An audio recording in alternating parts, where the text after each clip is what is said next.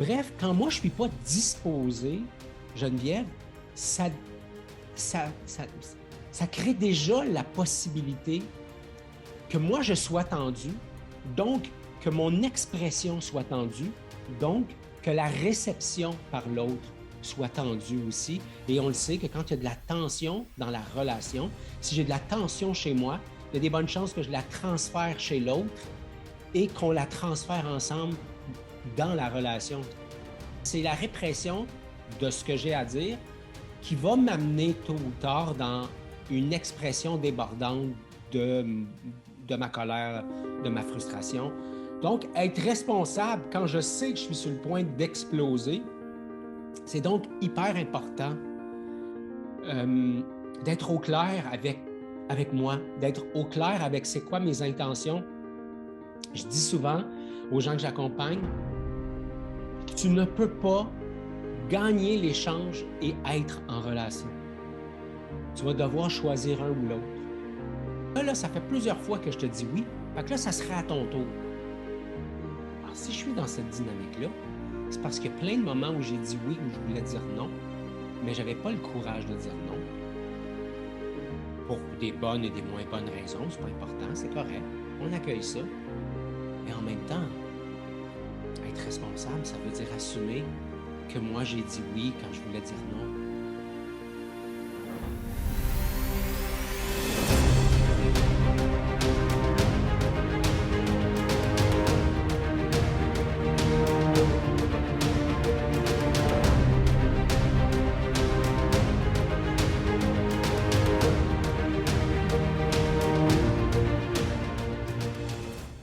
Bonjour et bienvenue à ce podcast Courageusement Humain. Mon nom est Ghislain Lévesque et je suis tellement content de te retrouver encore une fois aujourd'hui. Aujourd'hui, épisode 97. La dernière fois, dans l'épisode 96, évidemment, on a parlé de l'importance d'être responsable de ce que j'entends. Et aujourd'hui, on va parler de l'importance d'oser être responsable de ce que je dis. Et même si Geneviève et moi, qu'on va retrouver dans quelques instants, on fait 2 podcasts avec ça, 2 balados, c'est un processus qui se fait en continu. Pendant que j'écoute, je suis en train de communiquer et pendant que je communique, je suis aussi en train d'écouter. Donc aujourd'hui, on va parler de la partie expression, donc être responsable de ce que je dis. On va se rendre compte qu'il y a des moments où c'est hyper facile, il y a d'autres moments où ça l'est pas mal moins. On a identifié pour toi 3 mythes qu'on veut défaire et qui vont nous permettre justement de donner de la perspective à toute cette importance pour nous d'oser être responsable de ce que je dis. Et comme à l'habitude, on va terminer avec nos options pour toi. Mais avant d'aller dans le jus, je vais retrouver ma collègue, un tantinet enrhumé. Salut Geneviève. Allô, allô. Ben oui, je vais parler du nez aujourd'hui, c'est ça. Comment ça va, Ghislain? Je vais bien, puis en même temps, je veux juste prendre un petit moment pour dire Geneviève est enrhumée. Moi, je sors de la COVID. Donc, ça se pourrait qu'à tout moment, ici et là, t'entendes un de nous deux tousser, atchoumer. J'allais dire, je m'excuse à l'avance, mais en même Non, temps, non, ça non. serait de m'excuser d'être humain. Alors, je n'ai pas envie de m'excuser d'être humain, surtout que notre podcast s'appelle Courageusement humain. Donc, on va courageusement assumer cet inconfort-là qui nous habite que d'arriver un petit peu, en fait, pas dans notre pleine énergie, mais sache que c'est là. On va se mettre en mode muet le plus possible, mais ça se pourrait qu'il y ait un petit qui nous échappe à l'occasion.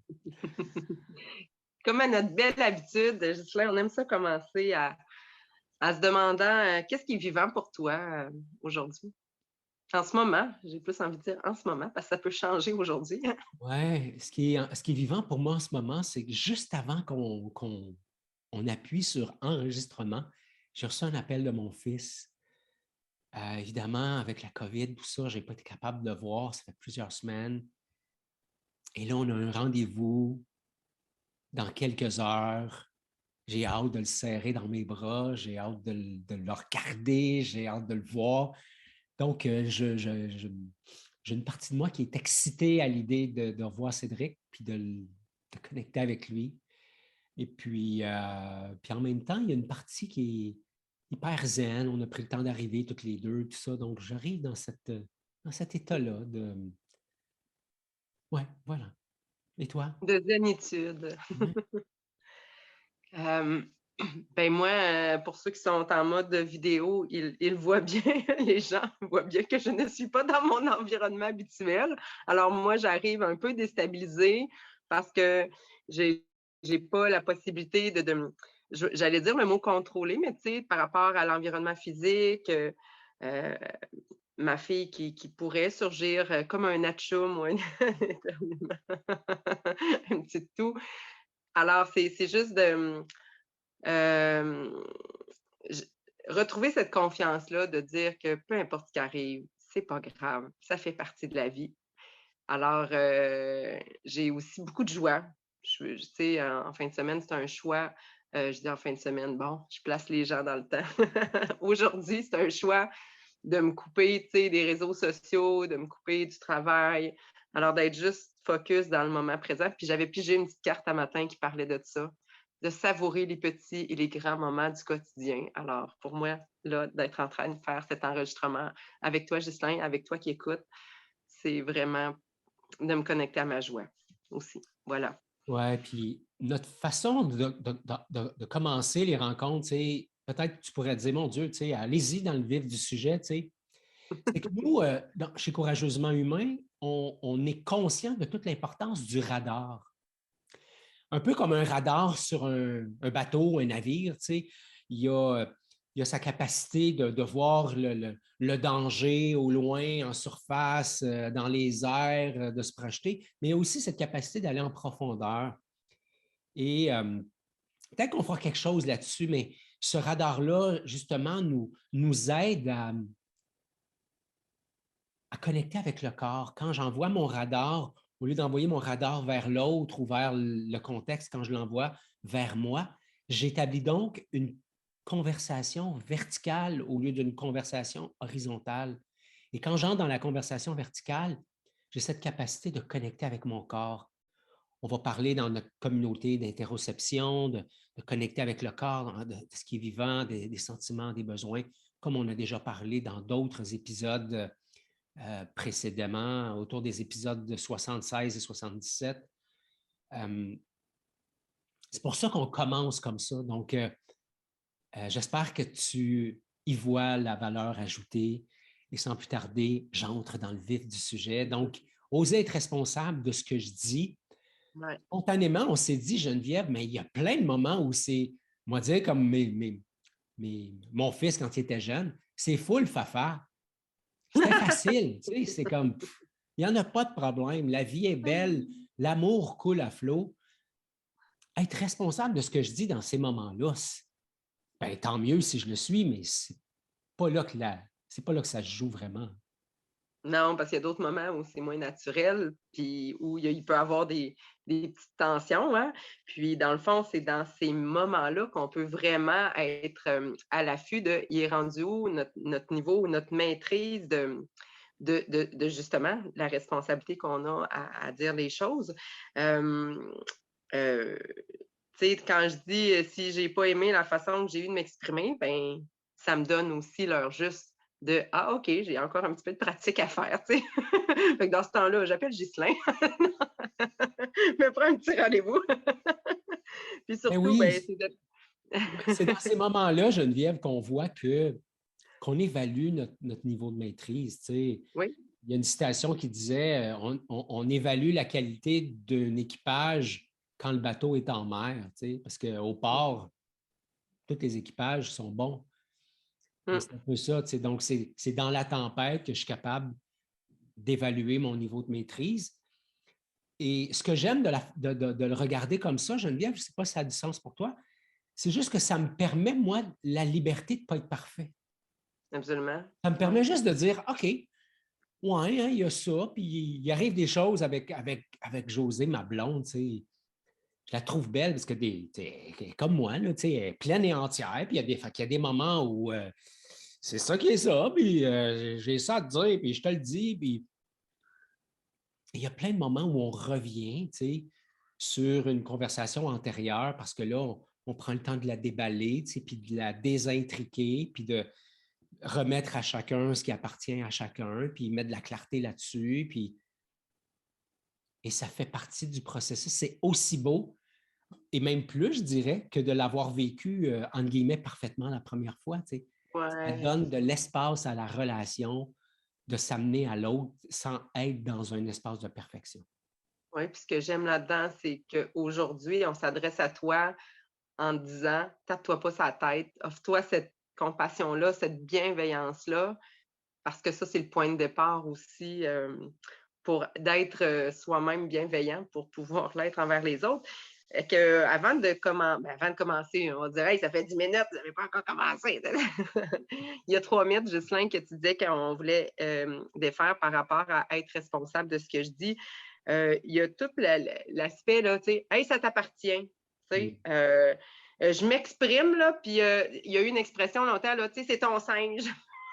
Tu sais, ça faisait comme paf, boulette de caca, je la pitche d'en face, puis moi, je l'ai Arrange-toi dit ce que avec. j'avais à dire, arrange-toi avec. Il y avait l'autre mythe aussi par rapport à, ben, c'est normal de se vider le cœur, tu sais. Ouais, mais peut-être ajouter la nuance avec bienveillance, ça serait peut-être mieux. Puis aussi d'éviter l'accumulation. Ça, pour moi, ça m'apparaît super important. Puis on se préoccupe beaucoup là, de ce qui a fait, la goutte qui a fait que le vase a débordé et on oublie tout ce qui a rempli le vase avant. Alors ça, c'est une autre chose qu'on trouvait important à nommer aujourd'hui. Ouais. Puis il y a aussi tout l'aspect du mythe. Hey, moi, là, j'ai pas à te partager comment je me sens. OK, OK. Sauf que peut-être que ça parle de j'ai-tu envie d'être en relation ou pas avec toi? C'est correct là, Ouais. de ne pas le faire nécessairement avec la personne qui attend l'autobus à côté de toi, là, mais justement dans une relation amoureuse, en amitié, au travail, avec des gens importants dans nos vies, mais peut-être que oui, ça nous place dans un état de vulnérabilité et ça parle aussi du lien qu'on a envie de nourrir avec l'autre. Fait que ça, c'est par rapport au mythe qu'on avait envie de placer avant de rentrer dans le vif du sujet, qui est plus, c'est quand les moments où je dois être responsable de ce que je dis, ou c'est des moments où on doit faire attention. Alors, il y en a 6, Ghislain, que tu as le relevé, puis je trouve ça vraiment important. Moi, ça me parle beaucoup, là. Moi, je trouve ça tellement important de nommer les choses et je me reconnais dans beaucoup d'exemples. Alors, veux-tu y aller avec le premier? Ouais, bien, dans le fond, tu sais, quand tout le monde est dans un bon état, tout le monde est dans un bon mood, pour prendre un anglicisme, bien, c'est facile. Mais à partir du moment où moi, je ne suis pas dans un bon état, on parle de moi, on parle d'être responsable soi-même de ce qu'on a à dire. Si je ne suis pas dans un bon état, peut-être que ça va me demander justement en amont d'en prendre conscience et de faire comme, hey, peut-être que mon niveau d'énergie n'est pas bon, tu sais, je me sens fatigué. Euh, Peut-être que ma disponibilité n'est pas bonne. J'ai eu une grosse journée, je suis agité. Euh, Peut-être que je me sens un peu coincé dans le temps, puis je vais peut-être vouloir aller direct au vif du sujet sans prendre le temps d'entrer en relation. Et ça, ben, quand l'autre va réagir, peut-être pas exactement comme je le souhaiterais parce que je voudrais que ça se passe vite et bien. Bref, quand moi, je ne suis pas disposé, Geneviève, ça, ça, ça, ça crée déjà la possibilité que moi, je sois tendu, donc que mon expression soit tendue, donc que la réception par l'autre soit tendue aussi. Et on le sait que quand il y a de la tension dans la relation, si j'ai de la tension chez moi, il y a des bonnes chances que je la transfère chez l'autre et qu'on la transfère ensemble dans la relation. Ce qui fait que tension chez moi veut dire tension dans 3 des éléments de la communication. Et là, on est à risque. Oui, puis, tu sais, on a parlé dans des podcasts précédents, tous des sentiments versus des besoins aussi. Puis ça, pour moi, quand je suis pas au clair avec mes propres sentiments, quand je veux m'exprimer, ben, oups, c'est peut-être quelque chose qui dit que c'est pas le bon moment parce que si j'ai pas identifié à la base les sentiments que je vivais, comment je vais arriver à bien me connecter à mes besoins? Alors, c'est sûr que ça met un petit peu de flou par rapport à ça, par rapport à mon état. Alors ça, c'était le premier point qu'on voulait voir avec toi. Le deuxième point, quand la conversation peut potentiellement être difficile. Bon, alors des fois, c'est peut-être aussi de se dire, ça serait important de valider si l'autre est disponible. La première étape, moi, je suis-tu disponible, je suis dans un bon état, mais l'autre, est-ce qu'il l'est? Aussi, toute l'importance de préparer le terrain. Euh, Moi, des fois, j'ai peut-être tendance à pas tourner, tourner autour du pot. Tu sais, pour comme mettre la table, puis 1 heure plus tard, arriver avec ce que je vais parler, mais là, l'autre est peut-être même plus disponible. Fait que de préparer le terrain, ça serait peut-être de dire, hey, je vais avoir un sujet difficile à te parler. Je veux m'assurer que c'est un bon moment pour toi, autant physiquement dans ta disponibilité qu'intérieurement. Alors ça peut être peut-être quelque chose d'intéressant à regarder. Aussi, toute l'importance de valider ce que l'autre a entendu. On utilise souvent la technique de la reformulation, pardon. Alors, de dire qu'est-ce que je viens de dire, qu'est-ce que tu as retenu de ce que je viens de dire ou dans tes mots à toi, comment tu me le dirais. Comme ça permet de s'assurer que l'autre a vraiment entendu le message que j'ai dit. Puis aussi, en séparant les éléments, parce que des fois, on vit une situation, tu disais en couple, mettons, il est arrivé un événement, on la déballe. Bien, plutôt que de tout raconter, toi, ce que ça t'a fait vivre, puis tes besoins, puis tes sentiments, puis tout ça, bien, de faire des séquences, comme ça permet beaucoup plus une interaction entre les deux que juste un grand monologue, puis qu'après ça, c'est l'autre qui, là, tu dis, voyons, c'est quoi qu'il a dit une demi-heure, tu sais. Alors ça, de séparer les éléments, ça pourrait être quelque chose qui pourrait être intéressant aussi à faire. Oui. Tu sais, dans le fond, ce qu'on est en train de te dire, c'est que quand je sais qu'il y a un potentiel émotif, ça demande, pour être responsable, la conscience de ce potentiel émotif-là. Mm. Et pour être responsable de ce que j'ai à dire, si je sais que je suis à risque quand je vais m'exprimer, j'ai donc la responsabilité de préparer le terrain à l'avance. Et je trouve que c'est une des choses que Josée fait vraiment très bien. Je me souviens récemment d'une situation où elle voulait discuter de quelque chose, puis elle s'est amenée à moi en disant, écoute, Gis, je ne sais pas comment ça va sortir. J'ai besoin de te parler de quelque chose. Juste à y penser, je deviens émotive, je deviens tendue.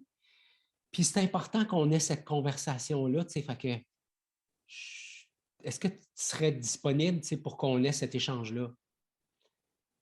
C'était pas possible pour moi de dire non, tu sais. J'étais interpellé par son entrée à la matière. Évidemment, j'ai été interpellé par le niveau de sensibilité qu'elle vivait, le niveau d'émotivité qui était là pour elle. Je me doutais bien qu'elle avait quelque chose à me demander de changer, tu sais, ou j'aurais pu prendre ça comme un reproche. Mais juste dans son approche à moi, ça m'a permis, moi aussi, de me désamorcer. Parce que quand je la vois tendue, ma blonde, si j'en suis pas conscient, je prends ça comme si c'était de ma faute. Des OK. vieux mécanismes. Et ça, en faisant ça de sa part, ça m'a permis, moi, de voir la tension qui m'habite, de désamorcer ça et d'entrer en relation avec elle. Ah, c'est un super bel exemple. J'aime ça, c'est concret, tu sais. D'autres moments à faire attention, un troisième élément, quand on a tendance à rien dire, hein, d'être dans la fuite. Et au niveau de la PNL, ce qu'on dit souvent, c'est ben, je ne peux pas ne pas communiquer. Alors, même ne pas communiquer, c'est une façon de communiquer, c'est un message qui passe, qu'on veuille ou qu'on ne veuille pas. Hein. Alors, tout comportement est une communication. Alors, le silence peut en être un. Alors, c'est important de nommer ce qui est vivant, puis d'en être responsable aussi. Alors, tu Oui, il y a disais une grande tantôt. différence, Geneviève, entre dire, écoute, Geneviève, c'est pas le bon moment pour moi de m'exprimer. Il Il y a une différence entre ça et, tu sais, j'ai les bras croisés, là, si tu nous écoutes en balado, en podcast, j'ai les bras croisés, j'ai quasiment la bouche en cul de poule. Puis, même si l'autre est super bien intentionné, là, mon non-verbal traduit une certaine forme de frustration. Donc, c'est difficile de passer inaperçu. Tu sais. Donc, c'est super important de juste être conscient que je communique, que je le veuille ou non. Oui, moi, une affaire qui me vient en tête, là, c'est avec le père de ma plus jeune. Il est très expressif dans son visage. Fait que des fois, je dis quelque chose, il répond pas, puis là, je vois son visage faire une expression, puis je dis: «Qu'est-ce que ta face essaie de me dire en ce moment?» Tu sais, j'ai pas trouvé encore de meilleure formulation, mais c'est comme: «Qu'est-ce que ta face essaie de me dire?» Parce que je veux pas partir dans l'interprétation de qu'est-ce que ça le fait vivre. J'aimerais mieux accueillir puis entendre ce qu'il a à me dire, si c'est de la frustration, de la peine, de la colère, peu importe, là. Alors Ouais. ça, c'était notre troisième élément. Le quatrième, Ghislain.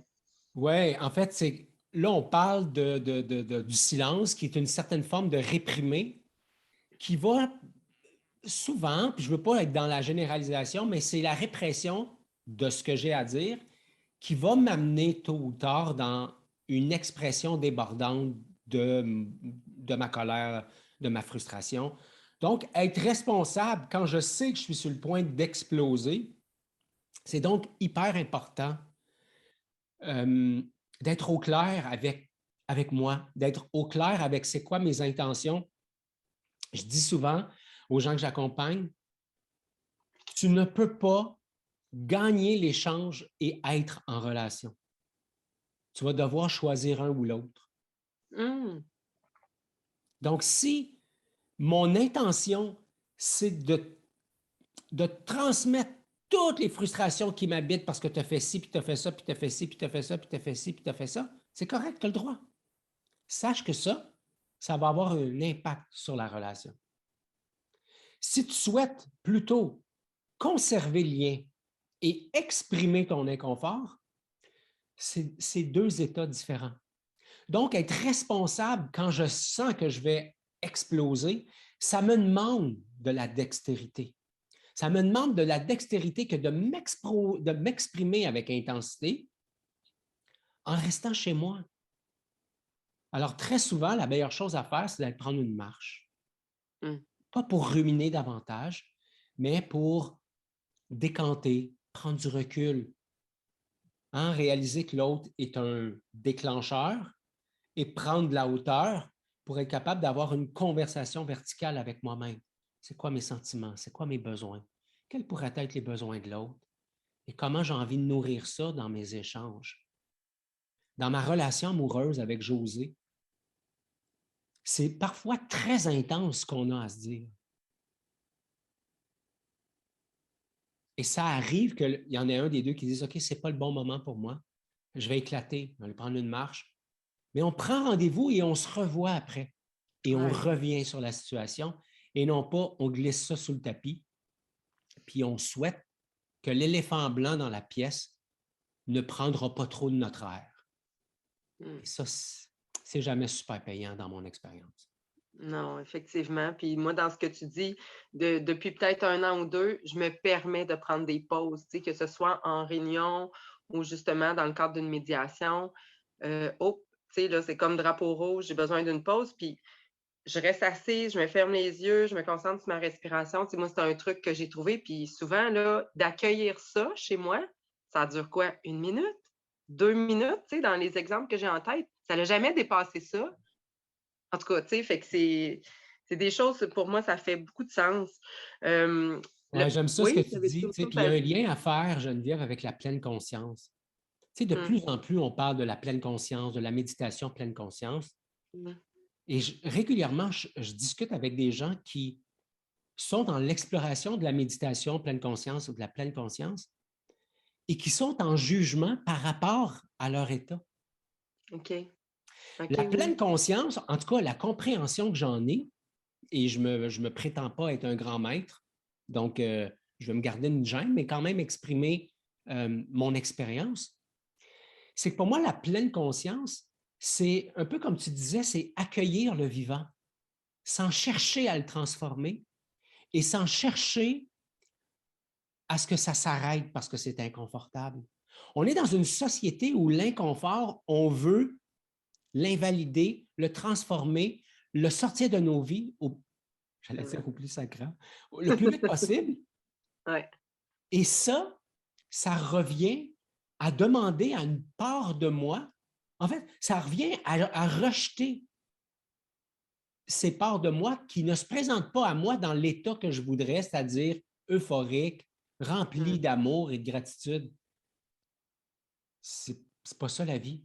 Alors, la pleine conscience, pour moi, c'est l'art d'accueillir justement cet inconfort-là qui m'habite, de demeurer en lien avec, de la laisser être, d'entrer en relation avec ça, à savoir qu'est-ce qui se cache derrière. Et un coup que j'ai établi le dialogue, de constater, ou pas, mais dans mon expérience, de constater que ça se dissout tout doucement, sans que j'aie forcé quelque chose. Ça, écoute, ça m'a pris du temps de comprendre que je n'avais pas à transformer mon état. Et le cadeau là-dedans, c'est que j'ai appris avec ça, gain collatéral, que je n'ai pas à changer l'état de José, par exemple. Je n'ai pas à changer l'état de mon fils. Je n'ai pas à changer ton état, Geneviève. Je peux donc, quand je suis en relation avec toi, te laisser être dans ton état sans que ton inconfort éveille mon inconfort et que là, je veuille t'aider à arrêter d'être inconfortable. Ça demande une forme de responsabilisation de ma communication, qui parfois est non-verbale. Et parfois, au lieu d'être dans l'écoute, je vais prodiguer un conseil au lieu de juste accueillir. Oui, je partirais sur d'autres exemples et j'ai aussi la conscience du temps. Dans un 5e point qu'on voulait regarder avec toi aujourd'hui, comme maman, à faire attention pour être responsable de ce que je dis, c'est quand vient le temps de répondre à une demande. Alors, à ce moment-là, quand on prend le temps d'identifier, c'est quelle part de moi qui veut répondre. Alors, vous le savez, tu le sais, je sais. J'aime parler de la partie pleine ou de la partie vide.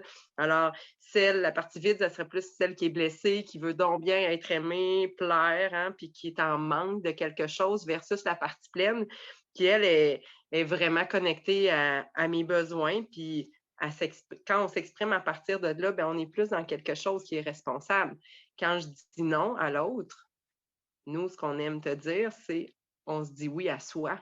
Alors, c'est sûr qu'il y a tout le temps, bien, il y a tout le temps. Il y a souvent une dualité entre, bon, si par exemple, je ne sais pas, moi, Ghislain, tu m'offres d'aller voir un spectacle ensemble en fin de semaine, peu importe, tu sais, puis ben, j'aurais envie de dire oui parce que nourrir le lien avec toi, puis tu le sais que j'aime ça voir des spectacles. Et en même temps, moi, en fin de semaine, j'ai décidé d'être dans quelque chose de super relax, de super confortable et de ne pas avoir le stress d'avoir des rendez-vous ou des, tu sais, trop de préoccupations, d'occupations. Alors, d'accueillir, puis tu sais, ta proposition, te dire hein, oui, il y a une partie de moi qui aurait dit oui, puis je choisis de dire je vais rester dans ce petit confort-là douillet. Alors, c'est ça, c'est de me choisir et non pas un non qui est contre toi. Fait que c'est l'exemple que j'avais en tête spontanément là, à te nommer. Oui, oui. Toute la conscience de est-ce que je suis en train de dire oui pour te plaire? Ouais. Et ça va faire que je vais écrire sur l'ardoise et que je vais te mettre en dette un jour par rapport à ça, parce que je vais te revenir en te disant hey, là, ça fait plusieurs fois que je te dis oui, fait que là, ça serait à ton tour. Alors, si je suis dans cette dynamique-là, c'est parce qu'il y a plein de moments où j'ai dit oui, où je voulais dire non, mais je n'avais pas le courage de dire non. Pour des bonnes et des moins bonnes raisons, c'est pas important, c'est correct. On accueille ça. Et en même temps, être responsable, ça veut dire assumer que moi, j'ai dit oui quand je voulais dire non. Ouais.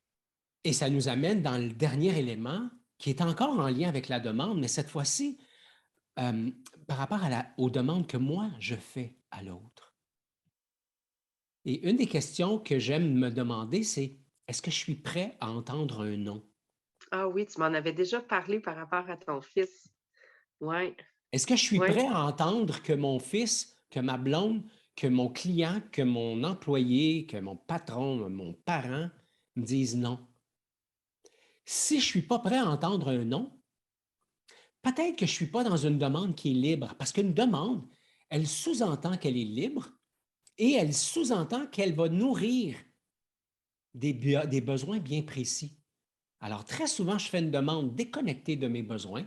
Je ne sais pas trop quel besoin ça nourrit, mais si j'ai besoin que toi, Geneviève, tu sois présent pour souper avec moi samedi, je suis peut-être en train de mélanger des affaires.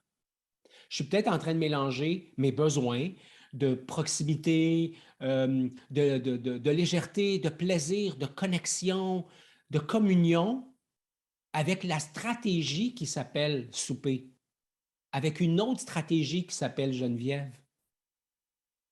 Parce que ça pourrait être souper avec Paul, ça pourrait être marche avec Geneviève, et je suis encore en train de nourrir ces mêmes besoins-là.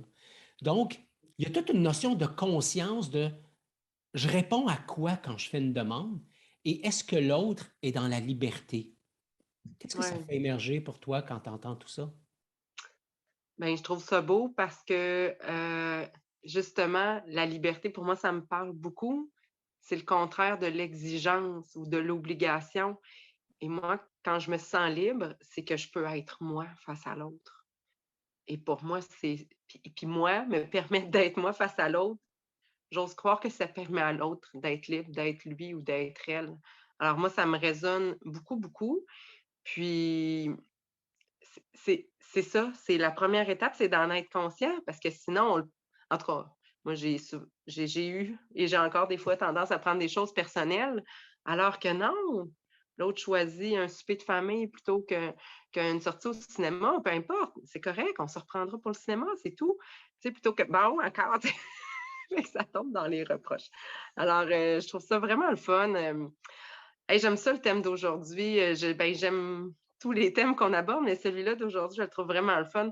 Le résumé qu'on ferait de tout ça, c'est de dire que je ne suis pas dans un bon état quand, quand je veux faire la morale à l'autre, là, tu sais, quand notre maîtresse d'école, on le sent, ça, tu sais, quand on a envie, des fois, ma fille de 2 ans et demi sort son petit doigt, là. Hey, on n'a pas dit bon appétit! Fait que ça, c'est quand on veut faire la morale à l'autre. Quand je veux critiquer, mais tu sais, à mots couverts, dans le fond.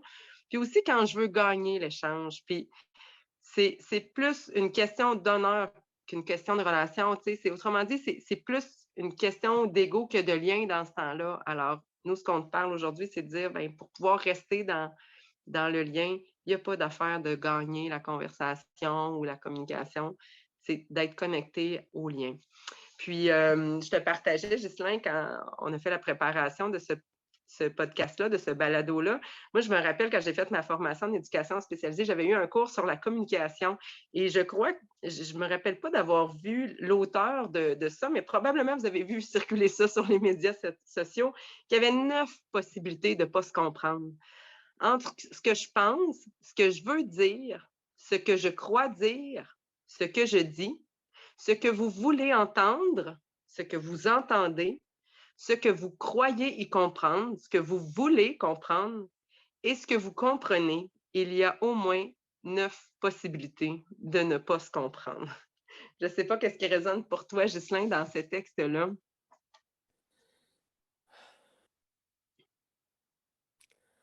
En fait, quand je laisse ça entrer et descendre dans mon corps, Geneviève, ça me met en lien avec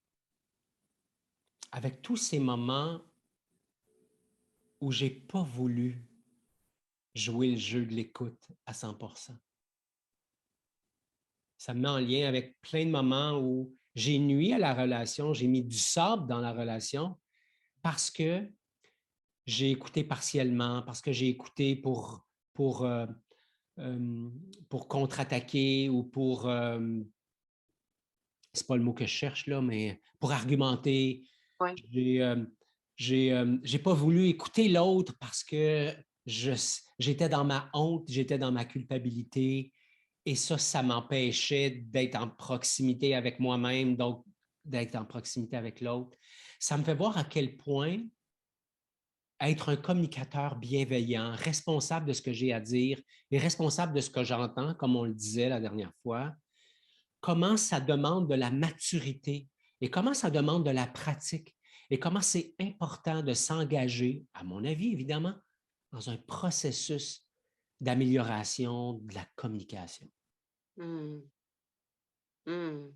Oui. Ben, ça résonne pour moi. Puis juste avant d'aller vers la conclusion, il y avait un petit rappel parce que j'ai l'impression que dans les 6 éléments qu'on a soulevés, on t'a donné des exemples de pistes pour t'assurer que c'est vraiment un moment où tu peux être responsable de ce que tu dis, en s'assurant d'abord que c'est le bon moment. Le bon moment, que toi, tu es bien disposé, que l'autre aussi est bien disposé pour t'accueillir dans ce que tu as à dire, que c'est dans le fond un bon timing. Puis c'est ça, pas juste une disponibilité physique là, dans le temps, une disponibilité aussi émotionnelle du cœur et aussi d'être en lien avec tes intentions.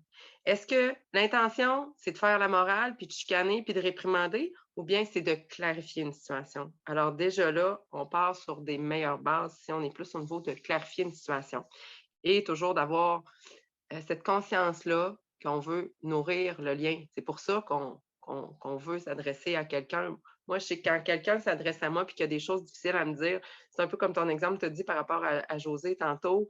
Pour moi, j'aime mieux euh, une vérité crue qu'un doux mensonge, dans le sens que si l'autre prend le temps de cogner à ma porte et venir me dire Geneviève, quand tu as eu ce comportement-là ou que tu as dit ça, ça m'a profondément blessée.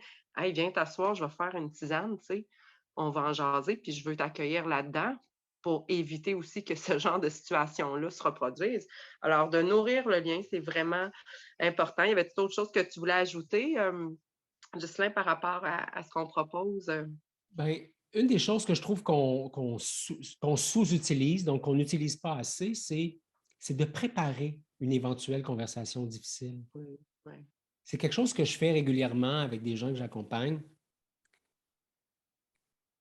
et ça vaut la peine. En fait, ce que ça fait, c'est que, un, ça m'aide, moi, à clarifier où j'en suis, quelles sont mes intentions, quels sont mes sentiments, mes besoins. Donc, je suis au clair avec moi-même. Et après ça, ça me permet de pratiquer l'expression de ça. Donc, la phase d'expression. OK, pas avec la personne, avec une autre personne. OK. Ah, OK, Exactement. oui, je comprends. Donc, je pratique la conversation avec une personne tierce, Neutre. Ouais. neutre, qui va être capable de me donner une certaine forme de Feedback. réplique si j'en ai besoin, mais surtout qui va être capable de m'offrir un espace sécuritaire dans lequel je peux déployer ce que j'ai à dire pour réaliser que, mon Dieu, et peut-être même recevoir du feedback. Écoute, Ghislain, ton préambule était tellement long que j'ai eu le temps de me faire la barbe 3 fois avant que tu y ailles straight to the point. Donc, J'espère tu que c'est sais, pour moi qui t'écoutais. Bon. donc, tu sais, ça vaut la peine d'aller dans ce sens-là. Je valorise le lien, je prends donc le temps de préparer la conversation et de me faire, entre guillemets, coacher pour être capable d'avoir l'assurance que j'ai maintenant fait le tour de la situation et que je me sens plus solide pour maintenant avoir la vraie conversation. Moi, c'est un truc que je vais retenir assurément. Puis une autre chose qu'on voulait te dire, c'était de ne pas hésiter à reprendre une conversation qui n'a peut-être pas donné ce qu'on a souhaité. Parce que là, tu parlais tantôt de mettre en dessous du tapis, selon la longueur de la relation ou dans nos liens familiaux, hein, on est avec des frères, des sœurs ou des parents depuis qu'on est né. Et des fois, il s'en accumule des choses comme ça. Et de revenir, de dire, hey, je le sais, ça fait peut-être 4 ans, 5 ans que c'est arrivé, j'aimerais quand même revenir avec toi là-dessus pour telle raison. Alors, effectivement, un communicateur qui est bienveillant, bien, il est responsable de son message. Même si c'est quelque chose qui touche le passé, ça peut venir guérir puis faire du bien pour ce qui est présent. Alors, l'épisode d'aujourd'hui, 97e, alors on le retrouve sur courageusementhhumain.com/097. Mon cher ami, tu repars avec quoi en cette fin d'épisode? Je repars avec la fin, FAIM. Youf, il y en a d'autres épisodes qui s'en viennent, soyez assurés. En fait, je repars avec une conscience élargie de toute l'importance du lien pour moi. Tu sais, dans un atelier que je faisais cette semaine avec la Maison des leaders, notre invité, c'était Jean-Marie Lapointe, puis il disait un de ses grands maîtres à lui a dit, nous sommes un homme ou une femme d'un seul livre. Autrement dit, il y a comme un fil d'Ariane, tu sais, dans notre vie. Puis moi, la prise de conscience que j'avais déjà faite, mais qui s'est comme renforcée mercredi soir dernier, c'est, ben moi, je suis l'homme du livre qui s'appelle Communiquer avec bienveillance. Et c'est important pour moi. Et c'est ça que j'expérimente à chaque fois quand je m'amène en relation avec toi d'abord et quand on fait l'enregistrement de nos balados, nos podcasts. J'ai aussi l'impression d'être dans un espace, Geneviève, où je nourris le lien, le lien que j'ai avec moi-même, avec ces parties de moi qui ont envie de s'exprimer, de popper par moments, une petite folie à gauche, à droite, une tristesse. Mais j'ai l'impression que tu fais toi aussi la même chose en lien avec moi. Donc ça, pour moi, ça a une valeur, une richesse très grande. Mmh. Écoute, ça goûte bon, là, ce que tu dis là. C'est facile, c'est positif. Non, sérieux. Moi, je repars avec, tu parlais d'élargissement. Oui, il y a quelque chose pour moi qui est aussi dans tout cet équilibre-là entre entendre et dire et idéalement pas les faire en même temps, dans le sens, tu sais, quand on disait: «Tu écoutes l'autre, mais tu prépares ta réponse». Alors, oui, ça demande plus de temps, puis c'est ça, je trouve, que j'ai fait aujourd'hui dans cet épisode-là, juste me déposer, d'être là, puis non, j'ai aucune idée. J'ai aucune idée présentement combien de temps a duré l'enregistrement, tu sais, juste pour te dire. Y a-tu duré 15 minutes? Y a-tu duré 1 heure? À quelque part entre les 2. Mais tu sais, c'est ça. Puis ça me fait du bien parce que ça, pour moi, c'est un indice que j'étais pleinement dans le moment présent. Voilà. Mm. Mmh. Alors, on est à 2h07. Hey, merci Geneviève, merci à toi d'avoir été là. Je vais terminer en faisant la lecture de notre conclusion habituelle à la courageusement humain. Alors la voici. Être responsable de ce que je dis, c'est me connecter à mon intention, celle de nourrir le lien, bien au-delà, de prendre l'ascendant sur l'autre ou bien d'avoir raison. Être responsable de ce que je dis, c'est une grande marque de maturité émotionnelle. Et ça nourrit en retour la maturité relationnelle. Être mature sur le plan émotionnel et sur le plan relationnel, c'est prendre soin de soi et de l'autre. Et c'est aussi ça, être courageusement humain. Merci Geneviève. Merci à toi qui étais là. Je pensais que tu allais prendre la parole. Alors, non, c'est que ça l'a coupé. Je ne sais pas si c'est la connexion Internet, ça l'a coupé. Alors, j'avais envie de faire des gros bisous. Alors, gros bisous à toi qui nous écoutes. Et toi, tu repars avec quoi, tiens? Ce serait le fun de te lire. C'est plaisant, en fait, pour ceux et celles qui le font. Donc, merci d'avoir été là. Tu repars avec quoi? Bien hâte de te lire. Et à la prochaine, parce qu'on va parler de nourrir le lien d'une façon encore plus explicite. Bye bye.